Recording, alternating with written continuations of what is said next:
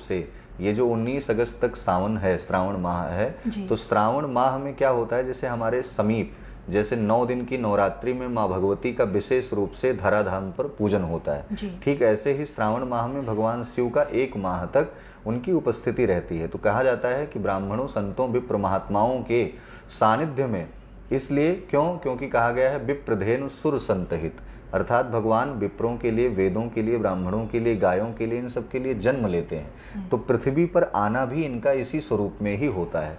तो ऐसे में आप उन संत महात्माओं से, वैदिक विद्वानों से प्रेरणा लेकर के उनके सानिध्य में भगवान शिव के इस माह में 19 अगस्त के पहले कुछ ऐसे सूक्ष्मोत उपाय आप कर सकते हैं जिसके करने से काल सर्पदोष का जो विशेष रूप से आपके ऊपर कहीं ना कहीं प्रभाव पड़ रहा है वो दुष्प्रभाव खत्म हो जाएगा और आपका जीवन यापन एक सरलतम ढंग से पुनः चलने लगेगा। जी चलिए, ये तो आपने हमें समझा दिया, लेकिन मैं विस्तार से जानना चाहूँगी कि अगर कोई इंसान अगर उसके पास कुंडली नहीं है तो किस प्रकार से जाने कि वो उस काल सर्पदोष से पीड़ित है, मतलब किस तरह के लक्षण इसमें दिखाई देते हैं?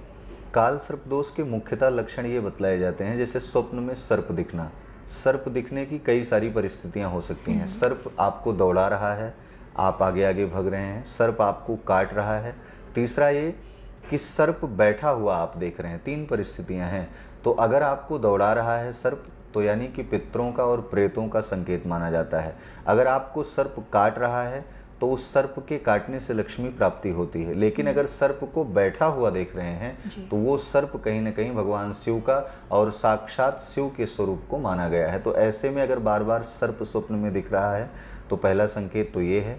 दूसरा संकेत ये है कि सब कुछ शांति व्यवस्थित चलता रहता है, लेकिन सायंकालीन जैसे जैसे सूर्यास्त होता है तैसे ही घर में कलह प्रारंभ हो जाती है। उस कलह की परिस्थितियों को व्यक्ति अवलोकित नहीं कर पाता। उसका अवलोकन करने पर भी ये चीज़ें दिखाई पड़ती हैं कि वहाँ काल सर्प दोष है और प्रेत दोष विराजमान है। ऐसे में विद्यार्थी बहुत सारी परीक्षाएं देते हैं और वो असफल हो जाते हैं, उनके जीवन में सफलता नहीं प्राप्त होती। वहाँ भी उनकी जातक की कुंडली में कहीं ना कहीं काल सर्प दोष ही विराजमान रहता है, जो मुख्यतः उस व्यक्ति को आगे मार्ग पर जाने नहीं देता। तमाम प्रकार से पारिवारिक क्लेश, स्वप्न में सर्प दिखना आदि, प्रॉपर्टी विवाद, जो आप देखते हैं कि प्रॉपर्टी को लेकर के तमाम विवादास्पद परिस्थितियां बनी रहती हैं, उसमें भी काल सर्पदोष की परिस्थिति होती है। आपने देखा होगा बहुत सारे ऐसे लोग होते हैं जिनका विवाह नहीं होता है घर में, तो वो कुंवारे ही रह जाते हैं। तो उनका विवाह भी इन्हीं कारणों से नहीं होता क्योंकि उनकी कुंडली में, उस जातक की कुंडली में काल सर्पदोष विराजमान रहता है। बहुत सारे ऐसे पुरुषों को, माताओं को आपने देखा होगा परिवारों में कि उनको संतान की प्राप्ति नहीं होती है। तो संतान की प्राप्ति इसलिए नहीं होती क्योंकि काल सर्पदोष जब जीवन में रहता है तो गर्भ स्थापित होने के बाद बार बार क्षीण हो जाता है, इसलिए ऐसी परिस्थितियां। तो ये मैं इसलिए बता रहा हूँ, जिनके पास कुंडली नहीं है वो इस चीज़ को समझ करके भी अपने जीवन में उस काल सर्पदोष का निवारण कर सकते हैं। आदि तमाम प्रकार के संकेत होते हैं। मुख्य रूप से काल सर्पदोष में व्यक्ति रात्रि में जैसे दांत का किटकिटाना, जैसे रात्रि में स्वप्न में चौंकना, रात्रि में ना सो पाना, एंजाइटी तमाम प्रकार से ग्रसित होना, आदि तमाम प्रकार के ऐसे संकेत पाए जाते हैं जो काल सर्पदोष से ही संबंध रखते हैं। जी तो जैसे कि आपने शुरुआत में बताया था कि 42 सालों तक काल सर्पदोष की पीड़ा जातक को झेलनी पड़ती है, और ये बड़ा मौका है 19 अगस्त तक, सावन मास, जो कि आपका सावन का जो आखिरी सोमवार है, वो एक बड़ा मौका है इस दोष से मुक्ति पाने का। लेकिन उसके लिए क्या उपाय है इसके निवारण के लिए? 12 राशियों के जातक हैं, उन जातकों के कुंडली के अंतर्गत काल सर्पदोष का निर्माण किसी भी व्यक्ति की कुंडली में हो सकता है। जैसे कि आपने तमाम प्रकार के ऐसे भी लोगों को नाम सुना होगा, जैसे फिल्म स्टार में आपने देखा होगा कि बच्चन परिवार में जो है अभिषेक बच्चन है, जो यानी कि अमिताभ बच्चन के सुपुत्र हैं, उनके कुंडली में भी काल सर्पदोष था, जो कि वाराणसी जैसे पवित्र स्थल पर भगवान काशी विश्वनाथ के सानिध्य में काल सर्पदोष का निवारण हुआ था। ऐसे तमाम हाईलाइटेड कुंडली हैं जो तमाम लोग शीर्ष नेतृत्व पे हैं और उन्होंने अपने जीवन में नाम, यश, कीर्ति सब कुछ प्राप्त किया है।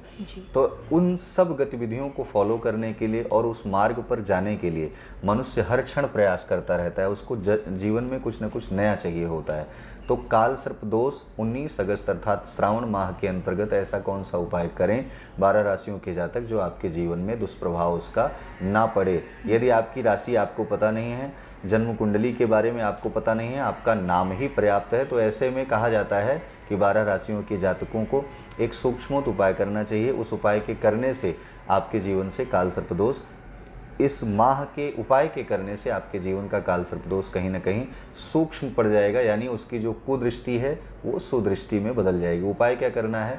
एक तो ये कि तांबे का पात्र हो, तांबे के पात्र में चावल पूर्ण रूप से भरा हो, उस चावल के अंदर आप कुछ सिक्के वो 1 रुपए के भी हो सकते हैं, 10 रुपए के भी हो सकते हैं, उन सिक्कों को डाल करके अंतिम सोमवार अर्थात पूर्णिमा तिथि को किसी मंदिर में आप ले जा करके दान करें।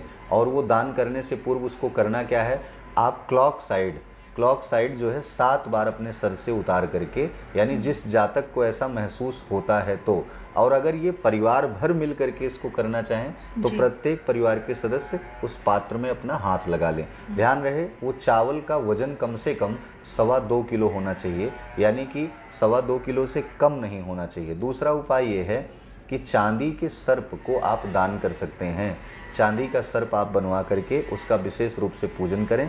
पूजन करने के बाद किसी मंदिर में आप चांदी के सर्प का दान कर सकते हैं। तीसरा उपाय ये है कि अगर जो महत्वपूर्ण उपाय है सबसे ज़्यादा, अगर आप काल सर्पदोष से या ऐसी परिस्थितियों से आप बहुत ज़्यादा पीड़ित हैं तो आपको विशेष रूप से सरसों के तेल का दान, छत्र का दान, काले उड़द का दान, काला उड़द जो होता है जी